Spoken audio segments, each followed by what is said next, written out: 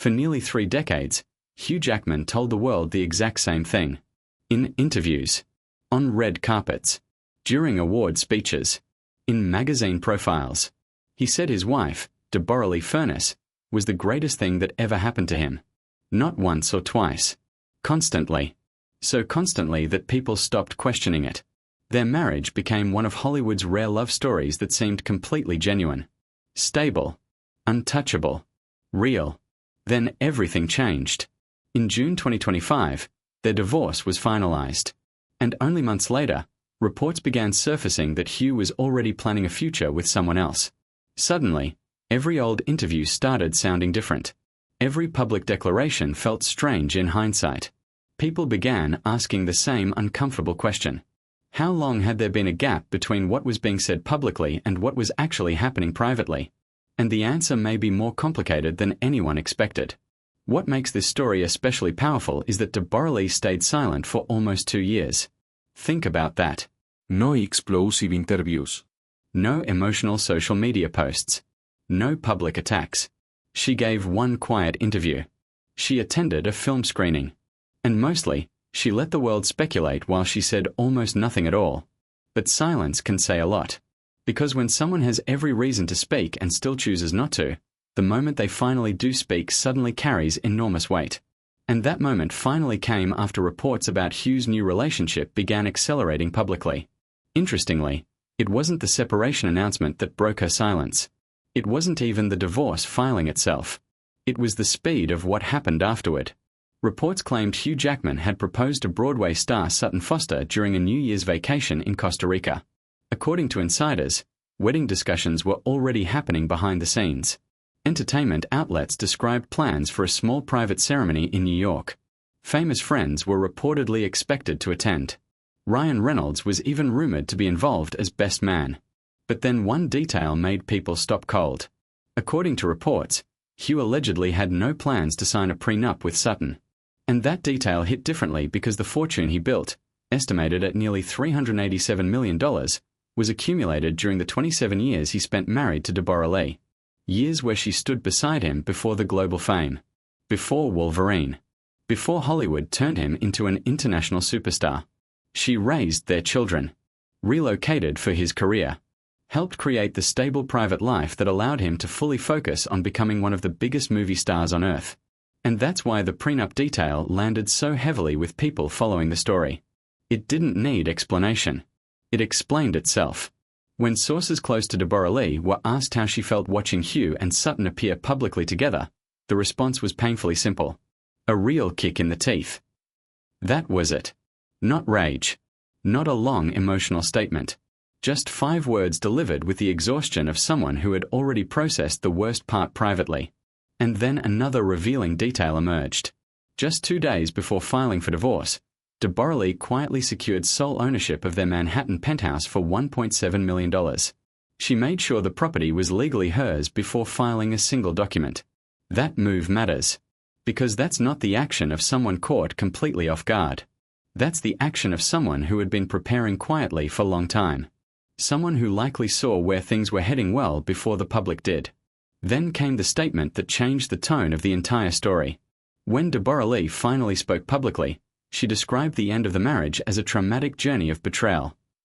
She called it a profound wound that cuts deep. And one word echoed louder than all the others. Betrayal. That word wasn't chosen casually. She had nearly 2 years to think about what she wanted to say. And when she finally said something publicly, that was the word she chose to define the experience. Suddenly, people started looking backward instead of forward. Because to understand why that word carried so much weight, you have to go back to the very beginning of their relationship. And the beginning changes everything about how this ending feels. One thing many people forget is that Deborra-Lee Furness was already successful long before Hugh Jackman became famous. She was not an unknown actress who built an identity around being a celebrity wife. In fact, when they met, she was the established one. She trained at the American Academy of Dramatic Arts in New York. She worked in television. She built a respected acting career in Australia. In 1988, she even won Best Actress from the Australian Film Critics Circle for her role in the film Shame.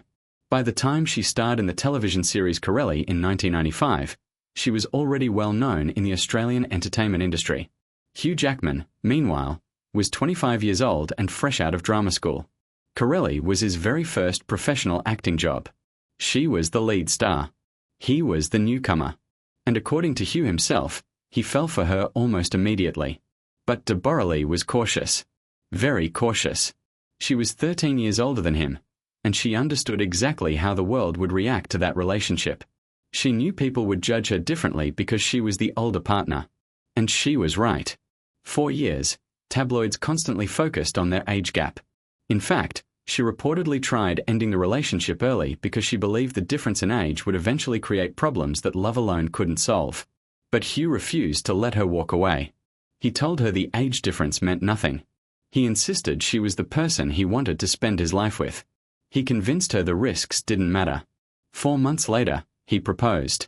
They married in April 1996. She was 40.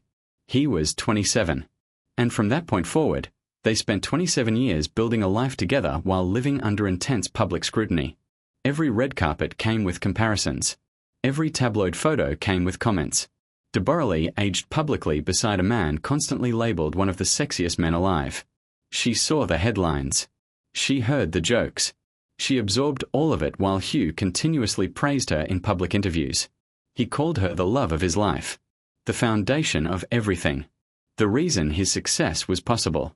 On their 25th wedding anniversary in 2021, Hugh even posted old wedding photographs and wrote about how their love had only deepened with time. He described being with her as natural as breathing. And imagine hearing that for decades. Imagine building your entire life around believing those words completely. Because that's exactly what she did. She relocated for his career, supported his rise, raised their children, structured her own life around the demands of his global fame. And that's why what happened next feels especially painful. The shift appears to have begun during rehearsals for The Music Man on Broadway in 2022. Hugh starred opposite Sutton Foster, one of Broadway's most respected performers and a 2-time Tony Award winner. The show ran for nearly a year. Night after night. Performance after performance. Shared rehearsals. Shared press appearances. Shared routines. And according to multiple reports, people inside the production began noticing a growing closeness between them. Cast members allegedly observed unusual physical familiarity backstage. Sutton herself spoke publicly in interviews about the special rituals she and Hugh shared before performances. Time set aside each night specifically to connect and talk before stepping on stage together. At the time, those interviews sounded sweet. Looking back now, they sound very different. And that's where things become uncomfortable. Sources close to Deborra-Lee reportedly believed an emotional affair developed during the production, regardless of whether anything physical happened while the marriage was still intact. And for someone married nearly 30 years, emotional betrayal can hurt just as deeply as physical betrayal. Sometimes even more. Because the real wound is often the emotional turning away. The moment someone's attention, energy, and intimacy quietly begin belonging somewhere else. Then came the timeline people still can't stop discussing. In April 2023, Hugh publicly posted a loving anniversary tribute to Deborra-Lee. In May, the couple attended the Met Gala together, smiling for cameras exactly the way they always had. Then, only 4 months later, they announced their separation. After nearly 3 decades together, the marriage ended with a carefully written statement about individual growth and shifting journeys. The language sounded polished, controlled, almost too polished. And if you've ever experienced someone speaking to you in overly careful, rehearsed language after they've already emotionally checked out, you know exactly how cold that kind of statement can feel. Still, Deborra-Lee remained quiet. For almost 2 years. When she attended a film event in 2024 and a reporter asked what she had learned from the previous year, she answered simply, "I learned I am strong and resilient." That was all she said. No details. No accusations. Just survival. Meanwhile, in October 2024, Sutton Foster filed for divorce from her husband, screenwriter Ted Griffin.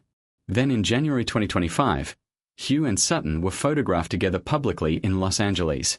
At that point, whatever had existed privately was no longer private anymore. And suddenly, the public timeline started feeling impossible for people to ignore. Then came the divorce itself. and the financial details revealed the enormous scale of the life Hugh and Deborra-Lee had built together. The marital estate reportedly included hundreds of millions of dollars earned through films, Broadway performances, endorsements, investments, and properties spread across Manhattan, the Hamptons, Australia, and England. Nearly 3 decades of shared success. But Deborra-Lee's actions showed she understood exactly how serious the situation was. She secured ownership of important assets before filing. She moved carefully, strategically, quietly. And then another development reportedly created anxiety behind the scenes. A memoir. Multiple outlets reported that Deborra-Lee had been discussing a possible book about her marriage, divorce, and the aftermath of the separation. Sources claimed publishers were highly interested and that she had kept detailed personal notes throughout the separation period, what some described as a divorce diary. That possibility reportedly worried people close to Hugh, because until now, most of the public narrative had belonged to him. His interviews, his public image, his declarations of devotion. But a memoir could completely change that. It could finally reveal what the marriage actually looked like from her perspective. And considering how carefully she guarded their private life for 27 years, many people believe that if she ever does decide to speak fully, she likely knows exactly what she wants to say. What often gets overlooked in all this are the sacrifices that quietly shaped their marriage behind the scenes. After getting married, Hugh and Deborra-Lee struggled to have children naturally. They went through IVF treatments. They experienced multiple miscarriages. Hugh occasionally spoke publicly about that pain. Deborra-Lee rarely did. And that difference says a lot. She carried difficult experiences privately in a way many women of her generation often did. Not because the pain affected her less, but because she believed some things should remain personal. Eventually, they adopted 2 children, Oscar and Ava. And Deborra-Lee became deeply involved in adoption advocacy work in Australia. She pushed for reform, worked with lawmakers, helped challenge stigma surrounding adoptive families. That work was entirely her own, not connected to Hugh's fame, not attached to his career. It was something she built independently because she genuinely cared about it. At the same time, her own professional life had to bend around the realities of Hugh's global career. His filming schedules, Broadway runs, international travel, press tours. There were projects she likely couldn't take because the family needed flexibility for his career instead. And those sacrifices rarely look dramatic in real time. They happen slowly, quietly, over years. But once a marriage ends, people suddenly start recognizing the weight of everything one person carried for the other. Hugh received stability, loyalty, a grounded home life, a partner who defended him against rumors and stood beside him through every stage of his rise to fame. And what did Deborra-Lee ultimately receive in return? That's the question many people watching this story continue asking. Because after 27 years of public declarations about soulmates, forever love, and lifelong devotion, the marriage ended with a carefully managed statement and a completely different future than the one she had spent decades believing in. And maybe the saddest part of all is how the story began. She was the one who worried the relationship might not survive. She was the cautious one. She was the person who tried walking away early because she feared exactly the kind of heartbreak that eventually happened. Hugh was the one who convinced her to stay. He told her love would be enough. He told her the risks didn't matter. And after 27 years together, the person who eventually walked away was not the person who had once been afraid to commit. Now people are left with an uncomfortable realization. Public declarations of love may not actually tell us very much at all. Because sometimes the relationships that look strongest from the outside are already quietly changing behind closed doors. And if Deborra-Lee eventually writes that memoir and finally tells the full story in her own words, many people will ask the same question.